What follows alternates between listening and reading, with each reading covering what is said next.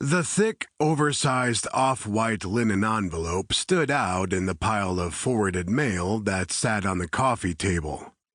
The elegant, hand-scribed address on the front, paired with the large embossed W and typeset return address on the back flap, proclaimed it was special long before the recipient had the opportunity to open it.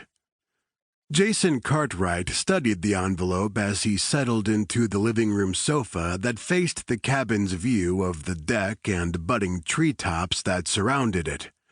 Early April, springtime was erupting all around the property, and the staged arrival of blossoms and pollens was about to begin.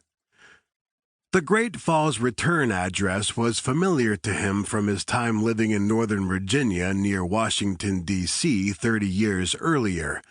It was the home community of his former fiancée, Callie Larson, whom he schemed to reconnect with 16 months earlier in the event her marriage had collapsed, as his had. And, if so, to see if there was potential for the two of them to couple for their empty nest years. Addressed to his beach cottage, the obvious invitation was delivered almost 2 weeks later to Jason's mountain cabin community called Fox Farm. Fox Farm was a 50-acre mountain farm that was restored to host 12 secluded cabins appointed with fine attributes and comfort. The target audience for Fox Farm was any person, couple, or family seeking to either tour the Asheville-Lake Lure area of North Carolina or looking to escape from the world. Jason discovered the property while visiting over Christmas when his 4 daughters spent the holidays with their mother. Jason bought Fox Farm as it sat on the verge of bankruptcy, securing a lucrative and fun business venture along with the services of one of its founders, Clara Hay. Years earlier, Clara and her husband, Tom, purchased and renovated the then-abandoned mountain property.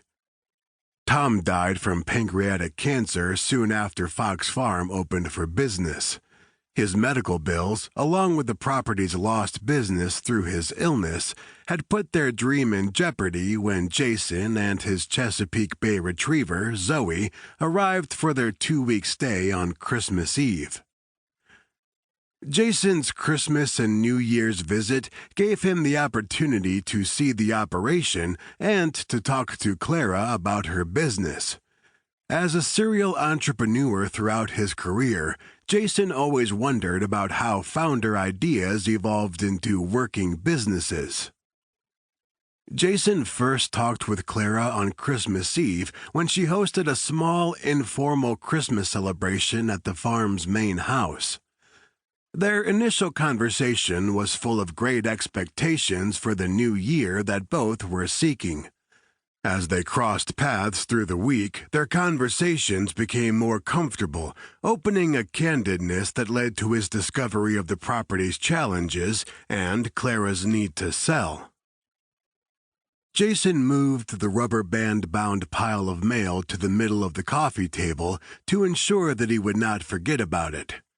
As he rested his athletic 6'4", 57-year-old body into the soft cushions of the living room couch, he took a pull of coffee to replace his lingering endorphin high with caffeine. His morning run, which was a poor replacement for his morning ocean swims, allowed him to start his days with a better frame of mind as well as to keep unwanted pounds off.